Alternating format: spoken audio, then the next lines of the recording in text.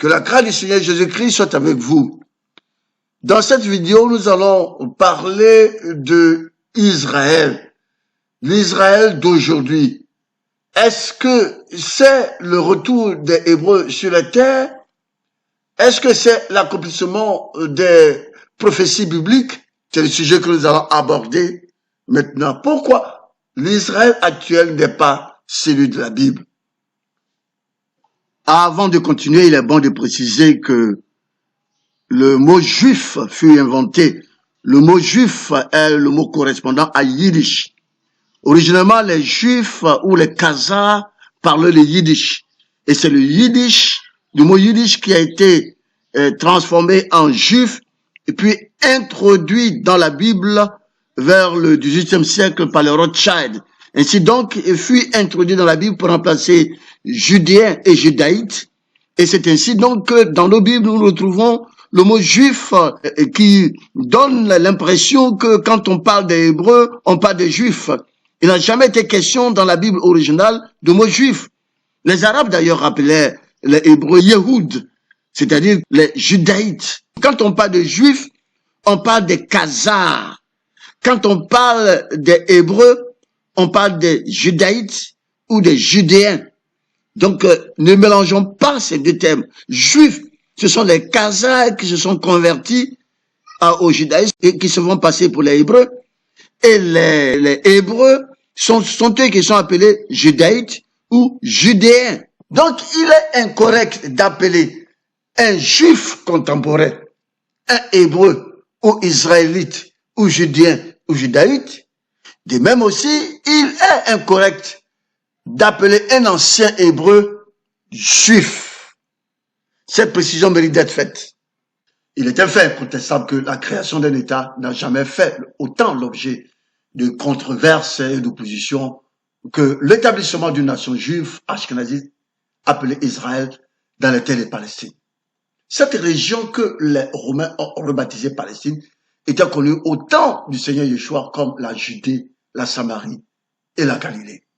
Elle était connue au temps du patriarche Abraham comme le pays de Canaan.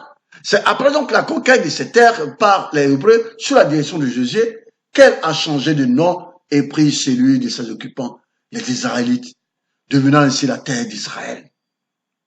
Après la Deuxième Guerre mondiale, des propositions sur des foyers de peuplement juif en Ouganda et à Madagascar ont été refusées. Les Rothschild, avec leur empire financier, ont obtenu des Anglais la matérialisation de la fameuse déclaration de Balfour pour la création d'un État juif appelé Israël sur la terre de Palestine en 1948. Lord Balfour était le ministre des Affaires étrangères de Grande-Bretagne à cette époque-là. Cet État juif mérite-t-il le nom biblique d'Israël? Dieu a-t-il donné mandat à un homme, M. Rothschild, pour créer un État juif à l'emplacement de l'ancien Israël? Peut-on prêter à l'existence de cet État l'accomplissement de prophéties bibliques comme le prêchent certains chrétiens? Cet État juif d'Israël est-il réellement le futur Israël dont parlaient les prophètes de la Bible? De qui est née cette idée de créer l'État juif? Nous proposons dans cette vidéo de révéler non seulement le nom de la personne qui est derrière la création de cet État, et aussi d'exposer quel est le but qui visait dans cette démarche. Nous montrerons donc pourquoi l'actuel État juif d'Israël n'est pas l'Israël de la Bible. L'idée donc de la création d'un État juif en Palestine et son corollaire d'Armageddon, mot biblique tiré du livre de l'Apocalypse, a été tramé à la fin du XVIIIe siècle par un Khazar ou Ashkenazi juif dont la famille avait émigré en Allemagne dès la région de la mer Caspienne, maintenant appelée la Géorgie. Son nom était Mayer Anshel Boer, nom qui a par la suite changé en Mayer Anshel Rothschild. Roth signifie rouge et Schild qui signifie bouclier, d'après l'hexagramme rouge que son père, un Nigérien, plaçait sur la porte de la banque à Francfort en Allemagne. Nous parlons de cette époque de 1744 à 1812. L'hexagramme rouge appelé à tort l'étoile de David, nous allons faire une autre vidéo là-dessus, se traduit par le nombre 666. Rothschild prétendait être israélite parce que les Kazakhs qui se disent ashkénazis juifs seraient donc des descendants de Japhet, fils cadet de Noé, parce que dans l'énumération des généalogies, nous avons les enfants de Japhet, Gomer, qui a engendré Ashkenazi. Donc, les Khazars, qui seraient descendants de Japhet, fils cadet de Noé, par opposition aux descendants d'Abraham, qui eux sont des Sémites, descendants de Shem, fils de Noé. Ces Khazars s'étaient convertis à la foi pharisienne par un édit souverain en 1640 après Jésus-Christ.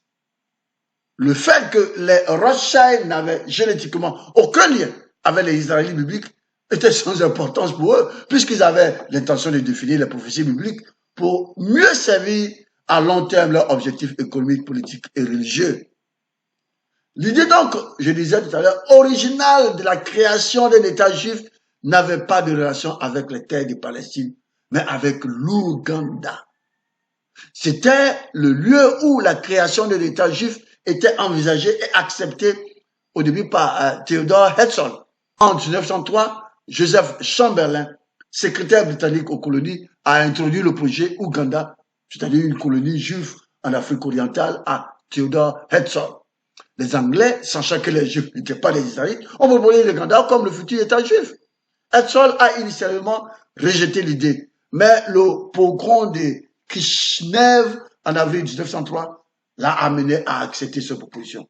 Malheureusement pour eux, Herzl mourut à l'âge de 44 ans. Donc David Watson, lui, a suicidé, mais il a échoué dans sa tentative de convaincre les jeunes Turcs à renoncer à la Palestine après le fondement, bien sûr, de l'Empire ottoman. Hitler, lui, sachant que les Juifs n'étaient pas des Hébreux, proposa dans ce que beaucoup appellent la solution finale, parce que la solution finale n'était pas l'extermination des Juifs, mais plutôt les transférer sur l'île de Madagascar pour la création d'un État juif. C'est ce que Hitler a proposé. Il avait négocié cet accord avec le gouverneur Pétain. Malheureusement, la défaite de l'Allemagne a mis fin à ce projet-là.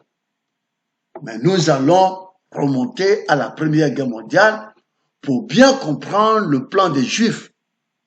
La Première Guerre mondiale survint en l'été 1914. Au début de la guerre, les Rothschild allemands prêtaient de l'argent aux Allemands, ceux d'Angleterre prêtaient de l'argent aux Britanniques et les Rothschild de France prêtaient de l'argent aux Français.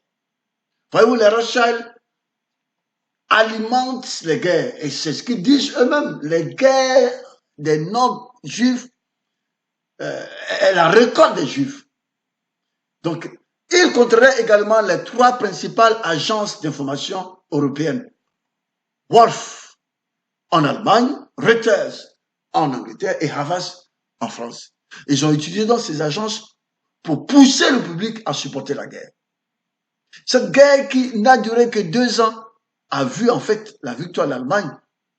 Et les Allemands ont proposé un accord de paix aux Anglais. Cet accord offrait à l'Angleterre une paix négociée appelée par les juristes statu quo ante basic. Ça veut dire que cessons le combat et revenons à la table de négociation en tenant compte des conditions d'avant la guerre.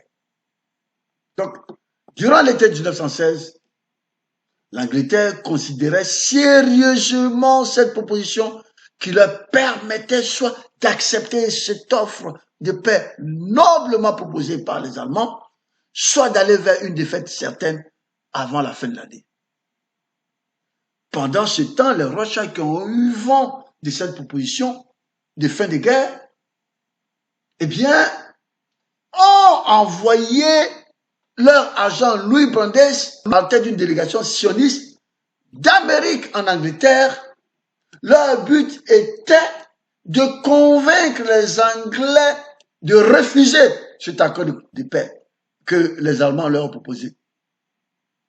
Ils ont demandé aux Anglais de refuser cet accord, mais eux, en retour, ils allaient convaincre l'Amérique à entrer dans la guerre à leur côté. Mais bien sûr, ils ont demandé, en retour, si nous faisons cela, ce que nous demandons, ce que nous attendons de vous, c'est que vous nous offrez les terres de Palestine pour la création d'un État juif. C'est ainsi que la machine de propagande de Rothschild fut mise en marche en Amérique. Les pressions du lobby juif sur le président Wilson l'ont amené à revenir sur ses promesses de campagne, c'est de garder les fils américains en dehors de la guerre. Il est revenu là-dessus et il a fait entrer l'Amérique dans la Première Guerre mondiale le 6 avril 1917 aux côtés des Anglais. Et le 2 novembre 1917, après avoir fait rentrer l'Amérique dans le conflit, ces suceurs de sang, les sionistes, sont repartis voir les Anglais pour leur dire ceci.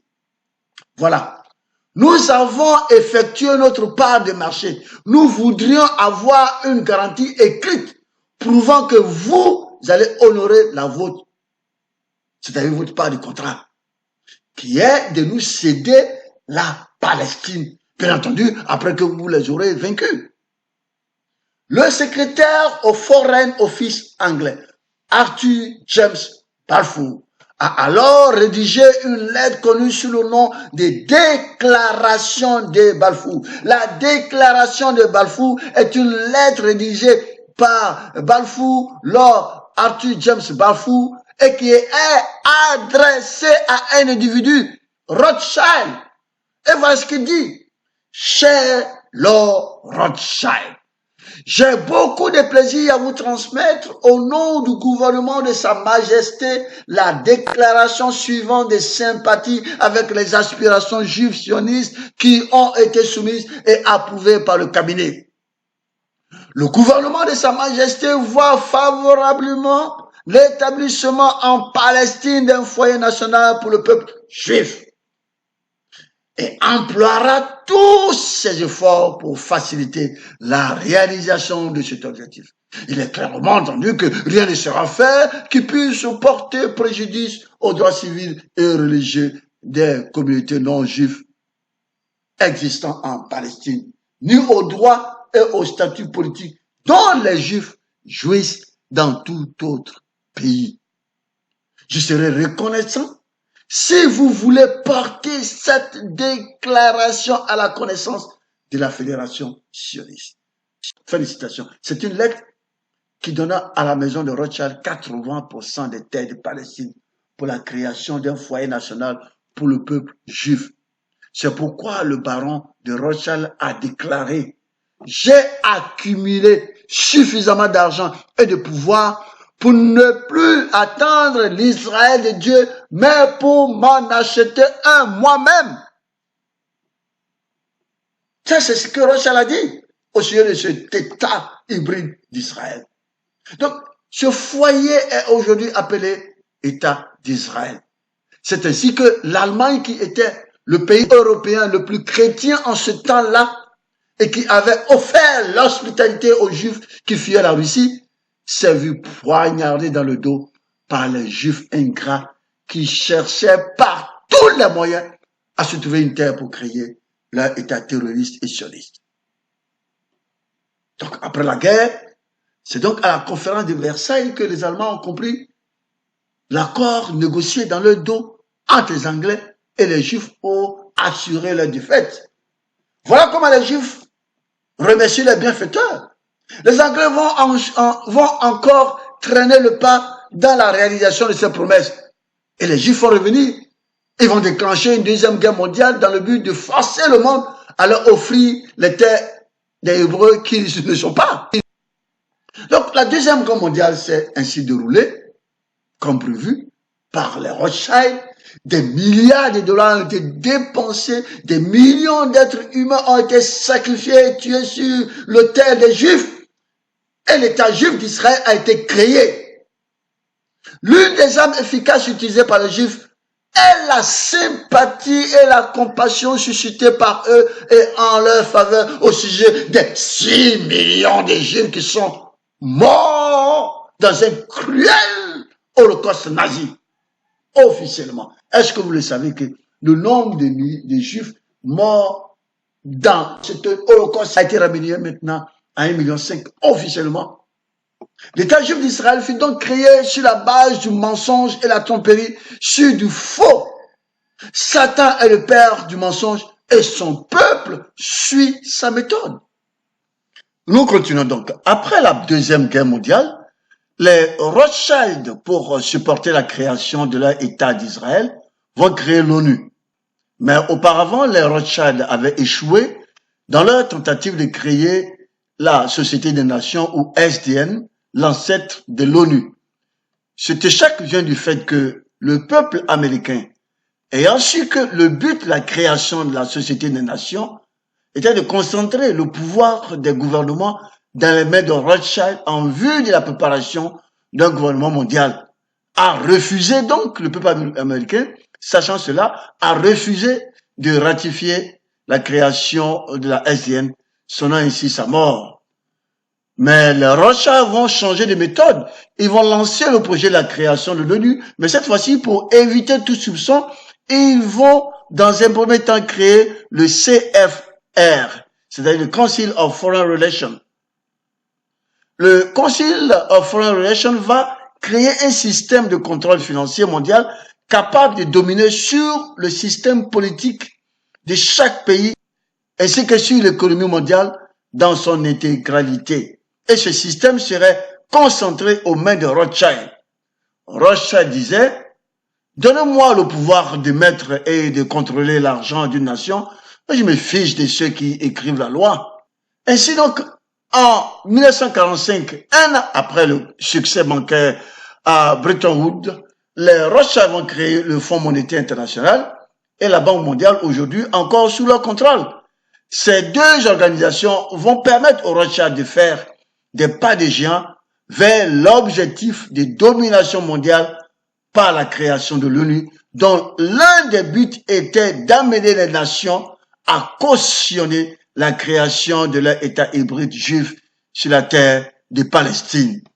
C'est ainsi qu'en 1947, les Anglais transférèrent le contrôle de la Palestine aux Nations Unies, qui résolurent de partitionner la Palestine en deux États, un État juif et un État arabe, avec Jérusalem comme une zone internationale. Au printemps de 1948, selon l'historien André Hitchcock, auteur de la synagogue de Satan et l'histoire de la maison de Rothschild, les Rothschild ont soudoyé le président Harry Truman avec 2 millions de dollars en fonds de campagne pour, en échange, reconnaître seulement l'État juif d'Israël comme un État souverain. Le drapeau d'Israël a été dévoilé et malgré une forte opposition, l'emblème de l'étoile de Moloch, appelé l'étoile de David, qui est une version couleur bleue de l'hexagone rouge de Rothschild, a été placé sur le drapeau de l'État rothschildien juif d'Israël. Les Juifs ont commencé à dominer les États-Unis depuis très très longtemps. Et quand aujourd'hui le président américain décide de supporter le fait que cet État juif décrète Jérusalem comme la capitale éternelle d'un État ashkénazi juif, d'un État des Khazars juifs, d'un État des imposteurs, montre comment les Juifs contrôlent la politique des États-Unis. À qui donc appartient l'étoile de Moloch sur le drapeau de cet État juif? Bien sûr, à la famille de Rothschild. Donnez donc à César ce qui est à César. C'est un État créé par les Rothschild pour les Rothschild. J'ai accumulé suffisamment d'argent et de pouvoir pour ne plus attendre Israël de Dieu, mais pour m'acheter moi-même un. C'est ce que Rothschild a dit. Donc le rêve sioniste à la fois des Juifs et des non-Juifs pour la création de l'État juif a été réalisé en novembre 1947, lorsque la résolution 181 des Nations Unies sur la fin de la domination britannique en Palestine fut prise et que l'État juif sioniste a été proclamé à Tel Aviv le 14 mai 1948. En voici la déclaration.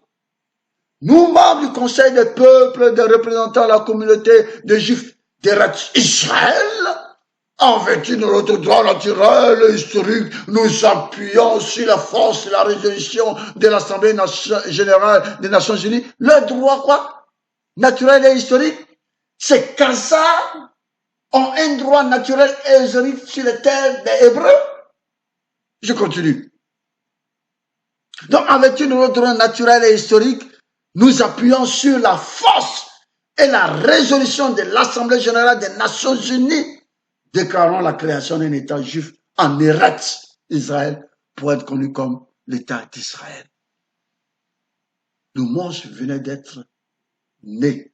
Le 14 mai 1948, le mandat britannique sur la Palestine a expiré et les Rothschild avaient déjà établi leur État juif situé dans le seul endroit au monde où ils pouvaient avoir un choc de civilisation, à Jérusalem.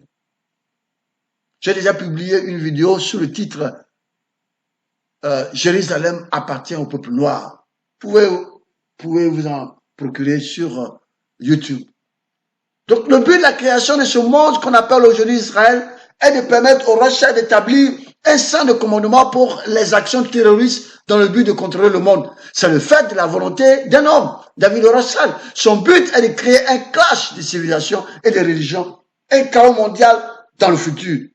De là, pense-t-il, naîtrait une nouvelle ordre mondiale sous leur contrôle afin de former un gouvernement mondial avec à la tête le fils de Lucifer, l'Antichrist. Peut-on alors attribuer à Dieu la création de cet État auquel certains chrétiens mal informés attribuent la prophétie biblique sur un retour des Hébreux sur la terre? Assurément pas. Dieu n'a pas besoin de Rothschild, représentant de Lucifer, pour l'aider. Cela nous confirme encore que ces Juifs ne peuvent en aucun cas être les Hébreux bibliques. Nous allons élaborer là-dessus maintenant. La création de cet Israël répond-elle aux prophéties bibliques? Moïse a bien défini les conditions de retour d'Israël après sa dispersion.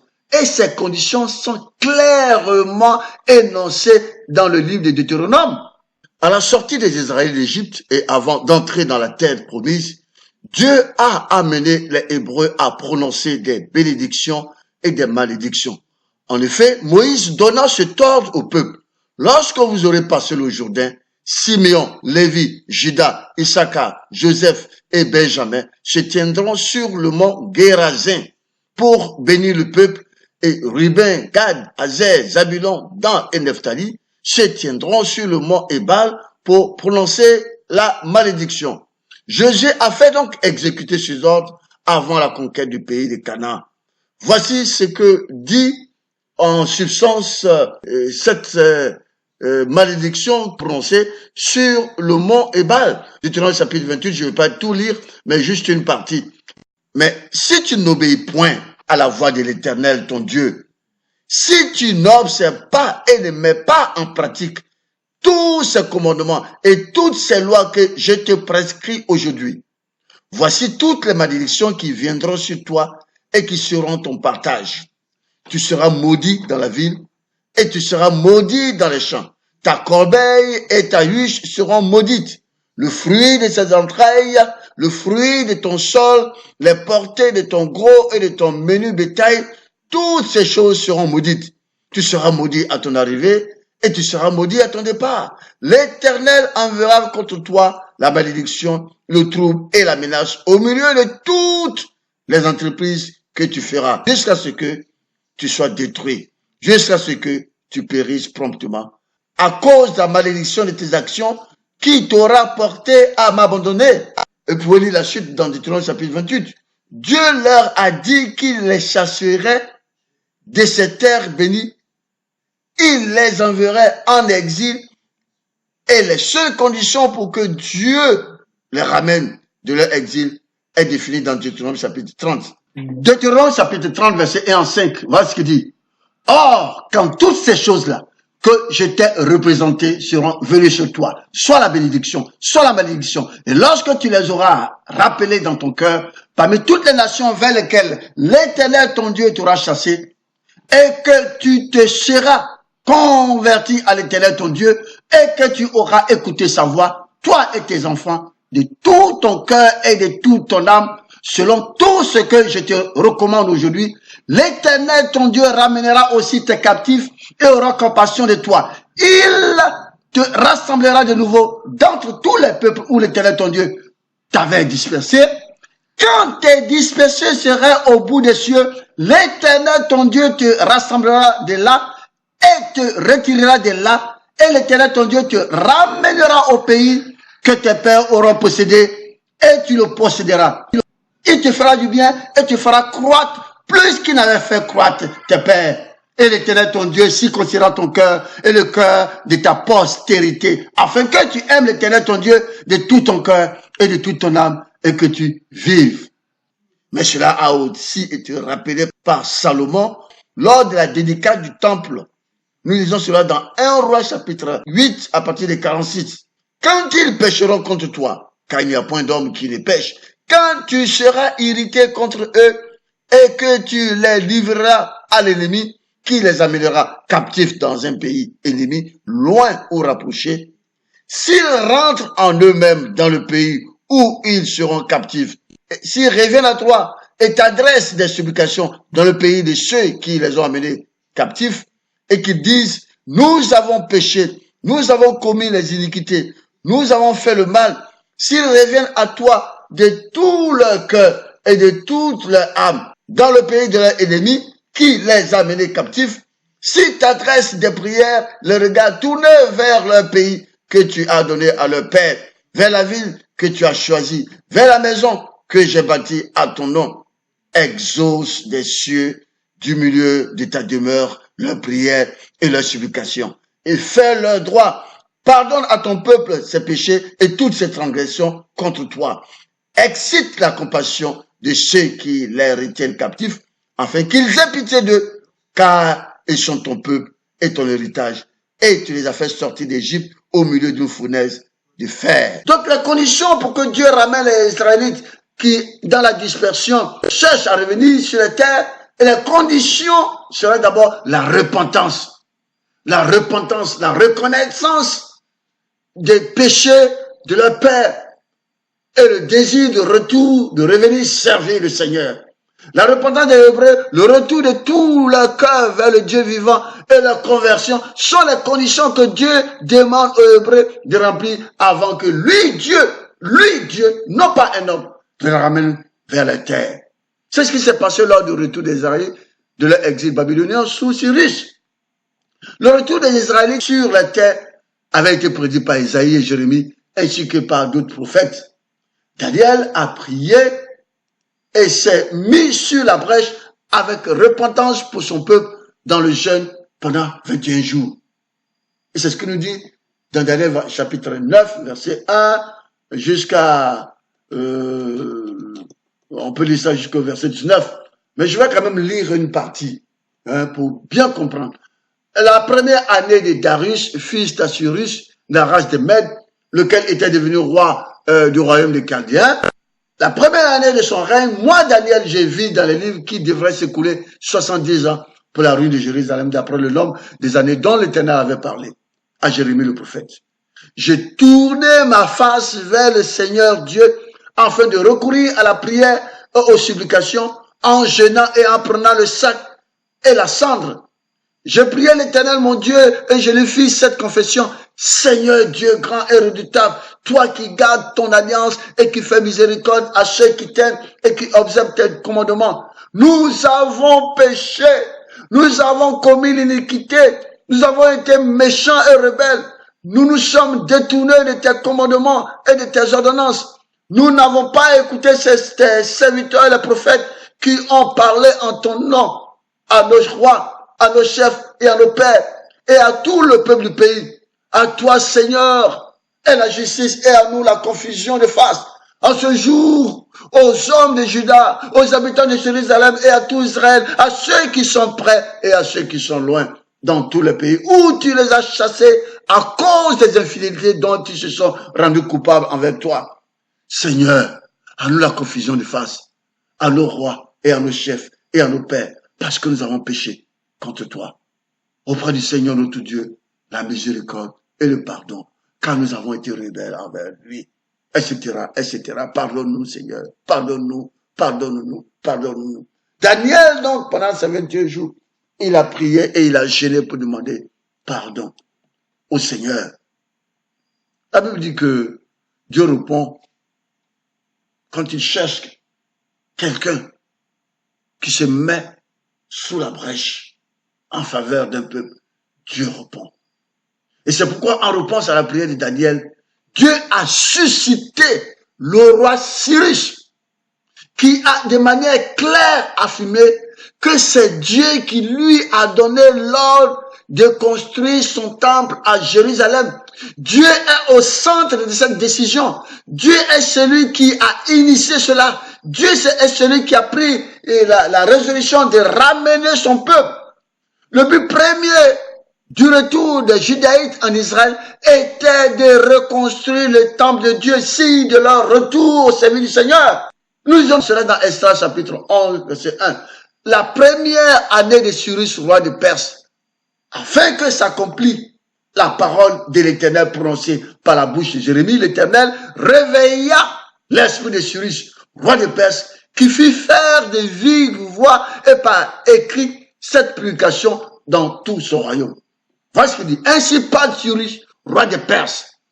L'Éternel, le Dieu des cieux, m'a donné tout le royaume de la terre et il m'a commandé de lui bâtir une maison à Jérusalem, en Juda.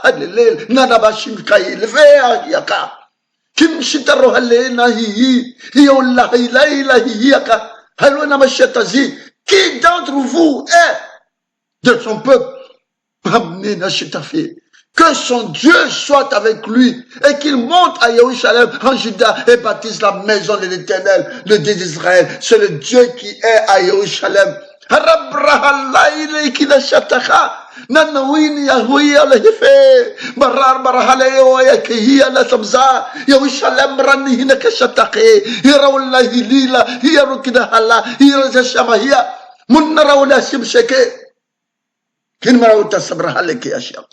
Zorobabel et Néhémie ont exécuté le retour dont le premier objectif était la reconstruction du temple.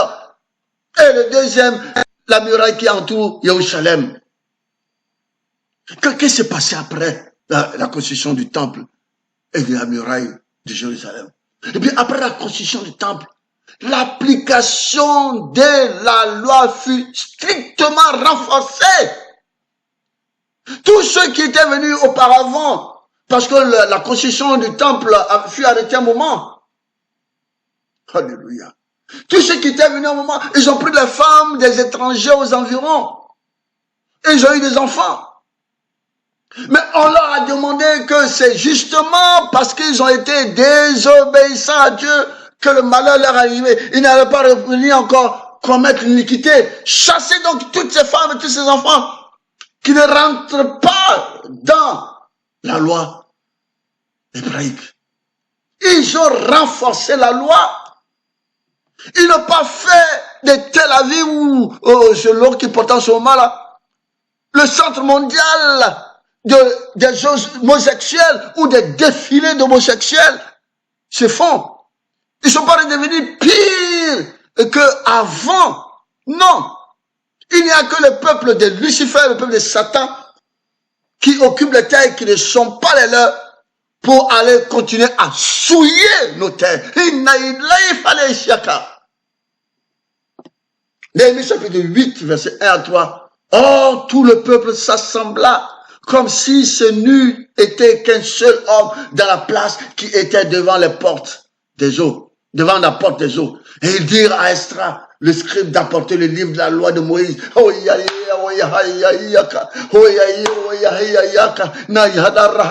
Que l'Éternel avait commandé à Israël d'observer. Et ainsi, au premier jour du 7e mois, Esdras, le sacrificateur, apporta la loi devant l'assemblée qui était composée d'hommes et de femmes et de tous ceux qui étaient capables d'entendre, afin qu'on l'écoutât. Et il lut, et il lut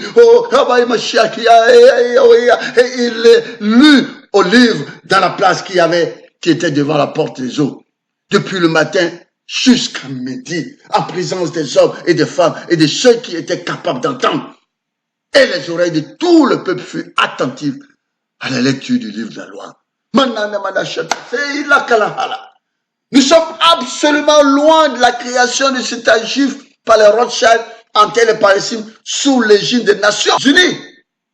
L'établissement d'un État juif d'Israël en 1948 ne répond absolument pas à ces conditions. Les Hébreux ont été dispersés par Dieu à cause de leur infidélité au Seigneur et aussi à cause de leur idolâtrie. Pourquoi Dieu devrait-il les ramener dans un état spirituel pire que celui dans lequel ils étaient auparavant de leur dispersion? Israël actuel ne remplit pas les conditions bibliques propices à une quelconque restauration. Il n'a jamais reconnu Yeshua comme le Messie envoyé de Dieu. Mais c'est la raison pour laquelle Dieu avait chassé les Hébreux et permis que Jérusalem soit foulée aux pieds par les nations jusqu'à ce que le temps des nations soit accompli. Est-ce que le temps des nations est accompli? Non! Nous ne pouvons même pas parler de la repentance ou le deuil sur leur péché. Car bien que beaucoup en Israël admettent la grandeur de Yeshua, ils le considèrent comme un simple enseignant. Ils le rejettent catégoriquement comme le Messie et ne voient en lui qu'un des nombreux pseudo-messies importants.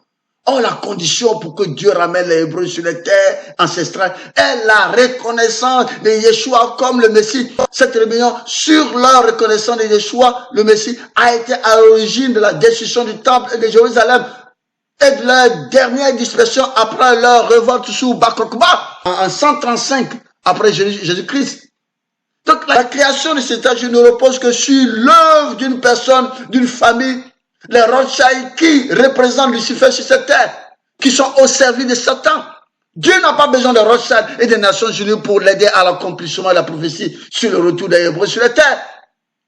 Il a seul défini ses conditions pour le retour des vrais Israélites. Aussi longtemps que l'église de Jésus-Christ constituera le peuple élu du Seigneur, il n'est pas question de parler d'un État païen juif créé par Dieu qui serait Israël.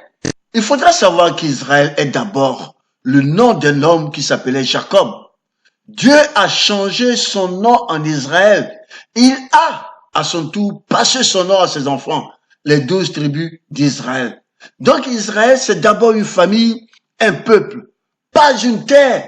C'est lorsque les Israélites se sont installés sur les terres conquises des Cananéens qu'ils ont donné leur nom à la terre qui est devenue Israël. Donc Israël, c'est d'abord un peuple, c'est d'abord une famille. Nous continuons.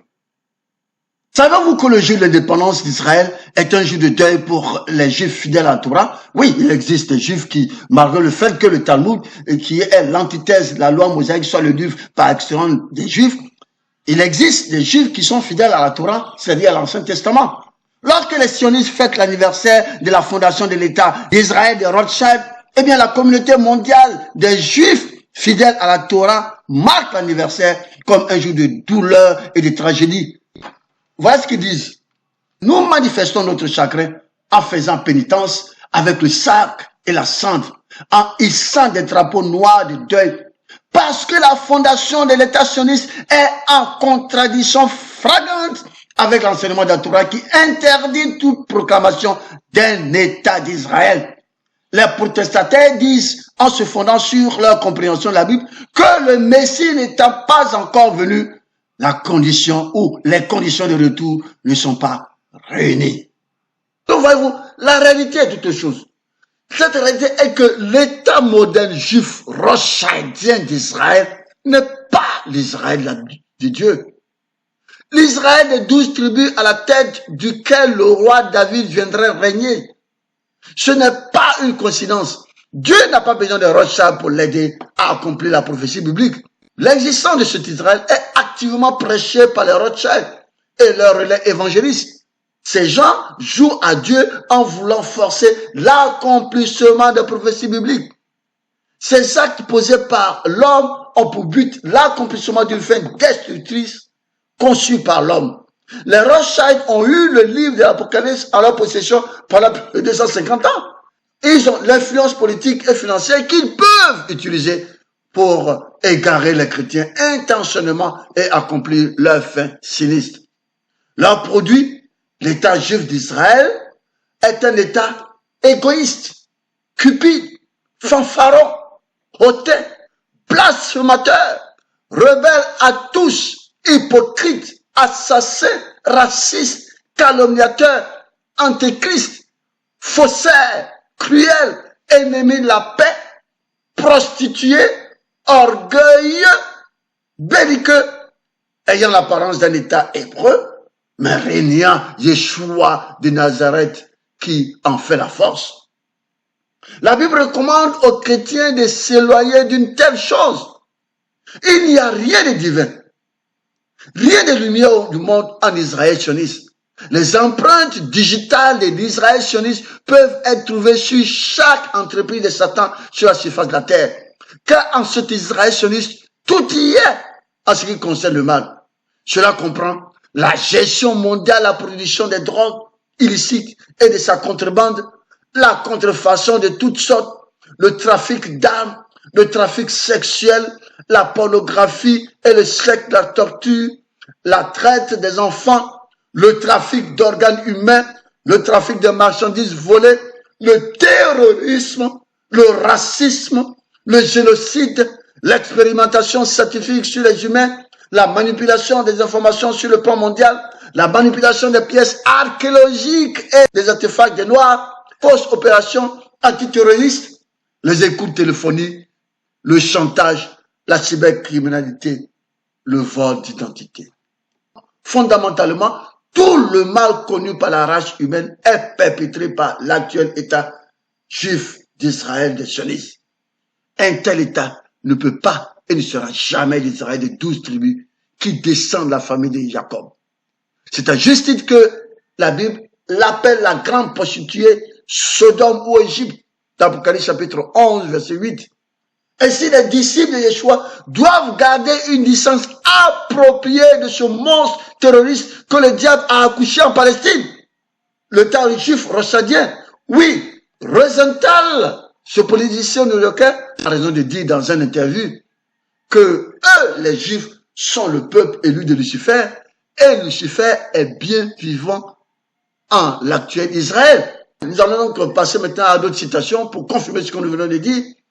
Henri Clem écrit dans Un juif avertit les juifs en 1947 ceci. Le sionisme politique est une agence de big business. Il est utilisé par les financiers juifs et chrétiens dans ce pays, les États-Unis et en Grande-Bretagne, pour faire croire que les juifs de Palestine régneront par un descendant du roi David qui finira par dominer le monde. Quelle illusion! Cela va conduire à une guerre entre arabes et juifs et finalement à une guerre entre musulmans et non-musulmans.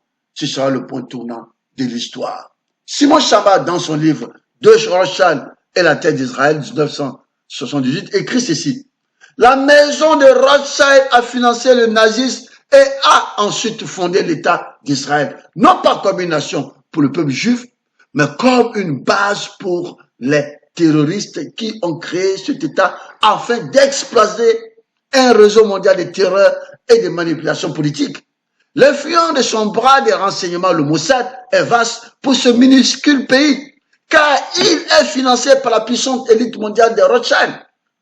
La devise du Mossad est sans doute la devise la plus dégoûtante de tous les services secrets dans le monde. Voilà ce qu'il dit. La devise est ceci.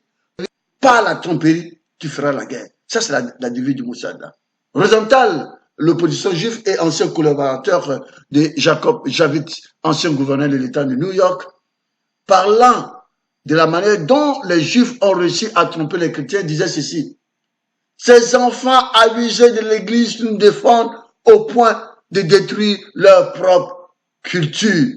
Les juifs ne doivent pas avoir leur doigt sur chaque bouton qui provoque une destruction ou une judaïsation de la civilisation chrétienne, comme dans de nombreux cas. Ils ont leur front de prosélytes et de païens pour le faire pour eux. Voilà ce qu'ils disent les chrétiens. C'est pourquoi les chrétiens doivent se réveiller. Le monde et les chrétiens doivent reconnaître que les enseignements de Jésus-Christ ont été pervertis pour convenir à la cause d'un culte satanique déterminé à détruire la civilisation et instituer un État politique violent. L'État d'Israël actuel a banni Dieu de la vie publique et du haut des sièges politiques et dans les hiérarchies ecclésiastiques corrompues du monde entier. Il se place comme l'autorité de contrôle de la vie des hommes dans ce monde. L'existence de l'État juif rothschildien d'Israël est en elle-même une abomination devant Dieu. Peut-on attribuer à Dieu la présence de ce monstre qui a été créé par le Rothschild pour leur mettre Satan sur les terres même des anciens Hébreux? Les chrétiens sont dans l'obligation de chercher les origines de leurs croyances. Ils ne devraient plus tout accepter sur le seul fondement de ce qu'ils ont appris au travers de la théologie. Un ancien de l'église baptiste d'Ohio a récemment déclaré ceci. Nous devons changer nos cœurs afin d'être convertis à ce que Dieu veut que nous fassions. Nous devons dans le calme écouter la voix du Saint-Esprit, ensuite agir. Nous avons quelque chose que les Juifs et le nouvel ordre mondial n'ont pas, qui est l'amour. Nous devons nous concentrer sur ce point. Félicitations. Dieu nous avertit aussi que la recherche et l'amour de la vérité doivent permettre aux chrétiens d'éviter de tomber dans les ruses de la séduction du diable dans ces temps qui sont les derniers. Parce que ceux qui refuseront l'amour de la vérité pour croire au mensonge tomberont dans l'égarement et la tromperie sans le secours de Dieu. Pour couronner tout ce qui vient d'être écrit sur les Juifs et l'État juif d'Israël, nous citons ces paroles de David Ben Gurion, membre créateur de l'État d'Israël et premier ministre israélien de 1948 à 1963. Et voilà ce qu'il dit. Si j'étais un leader arabe, je ne signerai jamais un accord avec Israël. Mais c'est normal. Nous avons pris leur pays. Notre Dieu n'est pas le leur. Il y a eu l'antisémitisme, les nazis, Hitler, Autriche. Mais était-ce leur faute? Ils ne voient qu'une seule chose. Nous sommes venus et nous avons volé les terres. Pourquoi devrait-il accepter cela? Félicitations. Si l'ancien premier ministre d'Israël et fondateur de cet État affirme qu'ils sont venus et qu'ils ont volé les terres des Arabes, cela devait être un sujet de réflexion, surtout pour ceux qui, parmi les chrétiens, continuent de soutenir encore cet État hybride, ce monstre accouché par le Rothschild sur les terres de Palestine. Cette citation illustre parfaitement le fait que cet État d'Israël est le résultat non de l'accomplissement des prophéties bibliques, mais d'un vol historique de la terre par un peuple juif inventé, comme l'a écrit l'auteur juif Shlomo Sand. L'État juif d'Israël actuel est donc un État créé par les Rothschild, pour les Rothschild et leur agent sioniste. Ce n'est pas l'Israël de la Bible. Que le Seigneur vous bénisse au nom de Yeshua. Amen.